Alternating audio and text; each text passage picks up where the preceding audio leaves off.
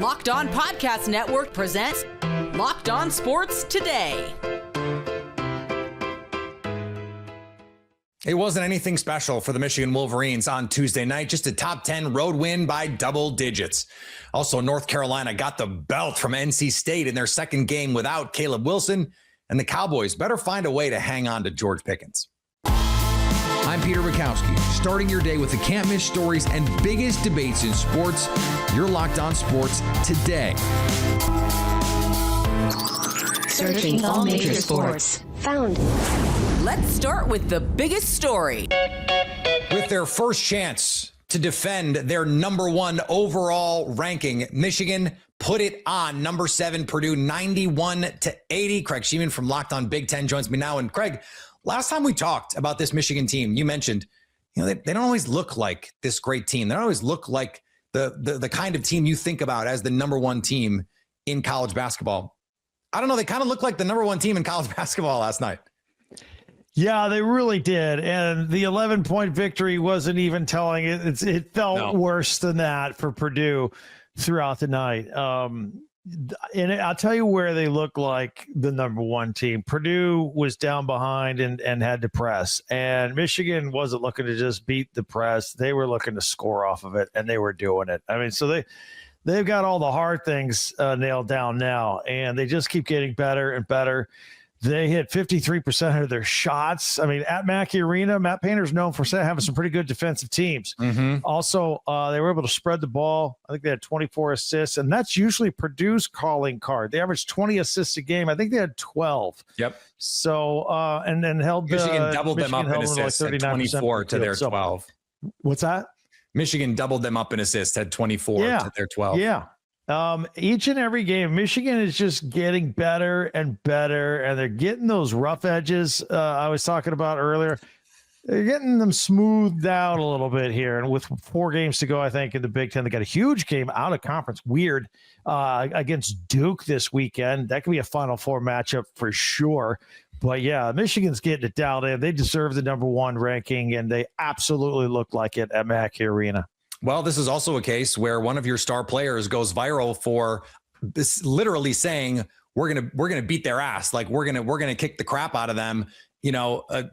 Saying some unkind things about the University of Purdue, and they backed it up. I mean, when you are playing like this and you have the swagger like this, I think that tells you about. I know these are college kids, and you say and do things when you're 19, 20, 21 that may not always be the wisest, but it seems like they're also playing, in addition to playing hard, they're playing with a ton of confidence right now. I saw that social media post here, and I'm like, is this current? Is this old? No way would he be doing this right now, right? And Dusty May wasn't going to have any of that. I would be surprised if that happens again now going into March. But, yeah, I couldn't believe it. But they did back it up. You're right about that. And look, probably not going to happen again. Jaxa Lindeberg is the person we're talking about who went viral on social media saying some unkind things about the University of Purdue and how they were going to do exactly what they did, by the way, to this Michigan team. We just spent 3 minutes talking about how great this team looks. Is there anything that you think still could be something that holds them back in March? What could be that potentially fatal flaw? By the way, 25-1. This is the best start for a Big Ten team in 15 years. So we're picking nits here. Yep. But if there is a nit to pick, what would you find? I thought their one weakness going into the Purdue game was that Purdue makes 9 3-pointers a game and Michigan gives up about 8 3-pointers a game. So perimeter defense is still their Achilles heel. They did give up 8 made 3-pointers against Purdue. So they hit right that number. That's the only way I think you could beat Michigan right now is if you just start raining threes on them. You're not going to beat them inside. You're not going to beat them in some of these other intangible things we're talking about, like pressing or anything like that. They're going to D up and play defense. But if you can get hot from the outside, I think that's the only way to beat Michigan in the month of March. Well, and Michigan in this game went 13 for 23. So they shoot 57% from 3, even if they give up some threes. If they're going to make their threes, then you're kind of like, what do we do, right? Like, what are we supposed to do if they're going to make threes and we're going to make threes? Like, if you're in a tough position because they're going to win the rebounding. They're going to win the 50-50 balls. That's just the kind of team that they are. They're just about unbeatable. I think Robbie Hummel said on the broadcast that they are the most complete team he has seen in some time in college basketball. They're going to be a handful in March, but we're going to get a preview for that against Duke on Saturday. We'll see who comes out of that one. I'm going to be very interested in that. That would be the one thing that I think that if you're going to make the case for a team like Duke, they have potentially the star player that in a one-game situation, right, can just take you there. Does Michigan have that one guy that can lead you to the promised land? It'd have to be Lendenborg, I guess. That's the thing with Michigan. What do they have? They had 6 players scoring double figures against Purdue, and that's just what they do. I don't know if they have to lean on one guy. One guy's getting shut down, they just go somewhere else. That's the beauty of their game right now. Stay up to date all year on the Michigan Wolverines and Big Ten basketball by subscribing to Locked On Big Ten on YouTube or your favorite podcast app. You're Locked On Sports Today. Coming up, North Carolina is being kicked while they're down. Before we get to that, the Pats are promoting Zach Kuhr to defensive coordinator. The Winter Games are officially here, and if you're anything like us, you're locking into the events you only get to see on the biggest stage every 4 years. That's why following the Winter Games on FanDuel just makes sense. From medal counts to individual events to finding your angles on the sports you care about most, FanDuel gives you more ways to stay connected to the action. It's the building drama of curling matches, races decided by inches or fractions of a second. Popular and niche events become must-watch when you're fully locked into the competition. The Winter Games are on, and there's no better way to follow them than with FanDuel. FanDuel, play your game. The Patriots are getting some stability and continuity by promoting Zach Kuhr to defensive coordinator. Continuity and stability. That's what the Patriots get by moving Zach Kuhr officially to defensive coordinator. Hashtag as expected. We knew that Zach Kuhr was very likely going to be the guy as soon as we found out that Terrell Williams, the first defensive coordinator for the Mike Vrabel Patriots, had to, of course, step away due to prostate cancer. That got cleared, thankfully, and we found out that Terrell Williams was not going to be the DC in 2026. It felt like it was a fait accompli that Zach Kuhr would take that gig, and now we know. It's been reported by several insiders. Zach Kuhr is the guy. I love it. He continued to improve throughout the 2025 season, and then you get to the playoffs, and what a postseason that defense had. So it'll be Zach Kuhr, Mike Vrabel, and Terrell Williams in 2026. I love that trio. It's making me feel things. Patriots defense should be a lot of fun, and don't forget, they're going to add some talent. Over in college hoops, the Kentucky Wildcats had been playing red hot as of late, but Georgia came into Rupp Arena and stressed the Cats out. 86-78 is the final score. Cats dropped to 17-9, 8-5 in SEC play. Look, we've talked about it. The question regarding Mark Pope's squad was they could not get away with it forever, right? They could not find themselves down by these large deficits and find their way to claw back every single time. And we've now seen them officially regress to the mean. 2 games where they got down by double digits, cut the lead all the way down to 3 or 4 points in both of these contests against Florida and Georgia, and yet they are not able to close as they have been miraculously for about a month now. Except in this one, it didn't necessarily feel like the players' fault specifically. It was, I think, a combination of an embarrassing lack of effort for a large portion of this game in terms of defensive intensity and just energy. And then at the same time, I thought that was compounded by some really, I think, confusing decisions by Mark Pope. And Jason Tatum's approaching return is going to shake up the Eastern Conference. The loser, I think, is going to be their short-term seeding. Like, I think they're going to struggle a lot when he comes back. Like, I just think it's going to be really clunky and ugly. Whenever you add in a high usage player back after any duration, it's rough. When you do after having rebuilt the team and built an entirely new chemistry, it's even tougher. So, like, they're not going to be good. That for those first couple of, I would imagine, like, even if they win that first game, don't overreact to it, because the Nuggets won their first one with Jokic and then went 1-4 after that. Same kind of deal. Like, they're gonna struggle when Tatum comes back. Trying to identify the loser, I think, is really difficult here, because I think the obvious answer is like Jaylen Brown. I don't know how this is going to kind of translate. Like, there's a lot of people, I think, around the league that are going to be keeping a little bit of a side eye at what's going on in Boston, not just from keeping an eye on the contenders, but also from how's this going to go with Jalen. Seems real happy to be the guy, Hayes. Like he feels like he's finally getting the recognition that he feels he deserves. And I am very curious to see what's going to happen here when this all shakes out. North Carolina men's basketball may be in for a bumpy finish to the season, and last night's blowout loss to NC State could be a harbinger of things to come. Locked on Tar Heels host Isaac Shade reacted to Carolina's ugly loss to the Wolfpack and is searching for answers as March Madness nears. Oh my. Caleb Wilson or not, Henry Vasor or not. Yuck. That was gross. NC State wins over North Carolina 82-58. It's the biggest loss to the Wolfpack since 1962. That's a long time ago, friends. Carolina falls to 20-6 overall, 8-5 in ACC play. They are now 6th in the ACC standings, tied with Louisville, who also lost on Tuesday night. They lost to SMU. KenPom, Carolina falls from 28 all the way down to 34. They're now 30th in offensive efficiency and 46th in defensive efficiency. This is very much so a therapy session as we try to unpack and deal with this loss.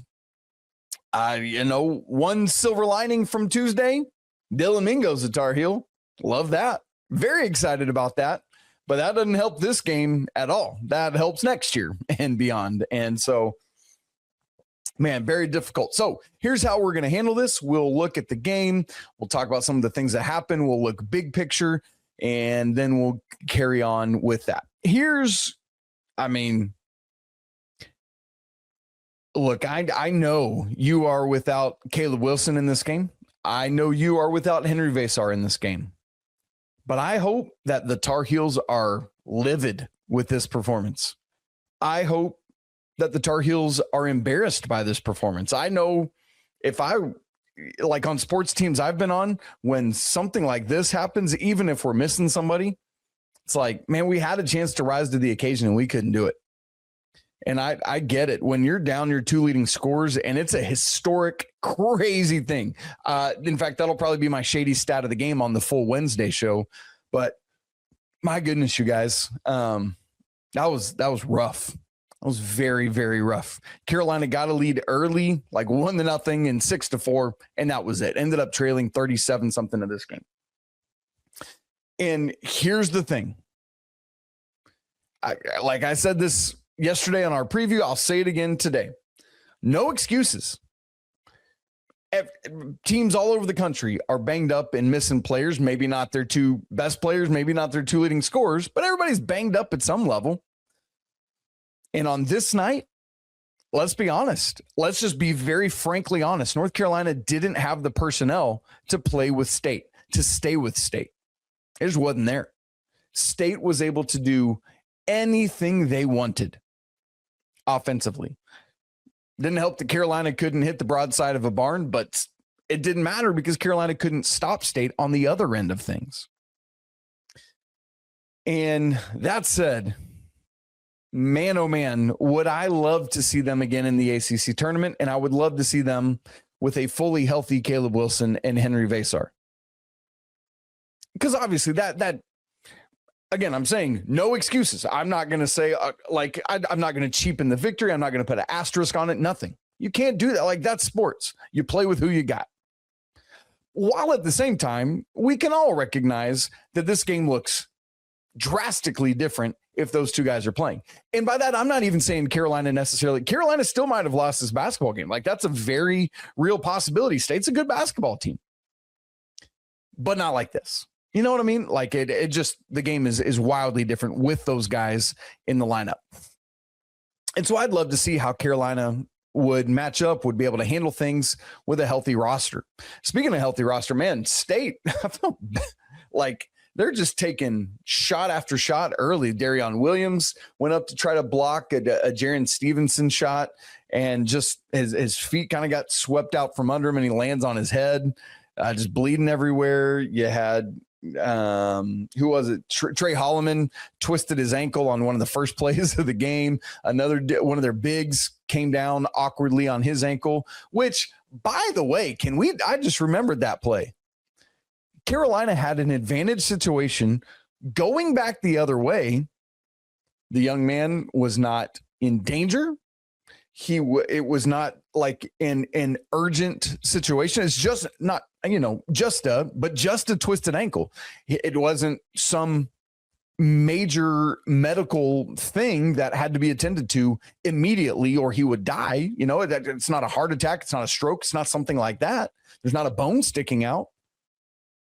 Let the play finish out, for crying out loud, and then call timeout once State has the ball back, right? If the action is going to come back down the court and he's still laying there, okay, then you stop it once State has the ball back. But Carolina has an advantage situation breakout. Like, why are you stopping that play? That doesn't make any sense to me and was very frustrating. Carolina has their biggest deficit of the entire season. 24 points was the final tally and the biggest tally of the game. And man, that's tough to look at, tough to reckon with, regardless of the personnel. Have we gotten far enough into it now where we can talk about the whole Will Wade and Quadir Copeland of it all? These dudes, how can you like them if you're NC State? Like, I get it. It's that kind of thing where if they're on your team and or are your coach, you probably love them. But when you're the opposition, it's like, dude, shut your mouth and play basketball. And Will Wade, just like everything is grumbling and complaining. Just, my goodness. Like Zayden, here's a couple examples. Zayden High fouls out and Copeland is just chirping at him. I was honestly very proud of Zayden High, who I know his motor runs hot, to not turn around and deck the kid, right? He's just mouthing and chirping all game long, talking to the bench, mouthing to Caleb Wilson in the handshake line. Apparently he told Caleb to lace it up next time. Okay, fine. If he's healthy, he will. Like, what do you want? And here's my thing with Quadir Copeland. He's a great basketball player. You are making yourself look bad by doing stuff like that. Like, you're too good a basketball player to need to do stuff like that. That's the kind of cheap shenanigans that somebody who's not good has to do to try to gain an edge. That's not a good look, man. And I get it, because you're playing for Will Wade. There you go. And this other kid that checks in late, this bench kid checks in and starts mouthing the Carolina bench and gets teed up, jacking a shot at half court at the end of the players are a reflection of the coach. Let's just leave it there and we move on. Stay up to date all year on the North Carolina Tar Heels by subscribing to Locked On Tar Heels on your favorite podcast app. Coming up, Dallas has got to hold on to George Pickens.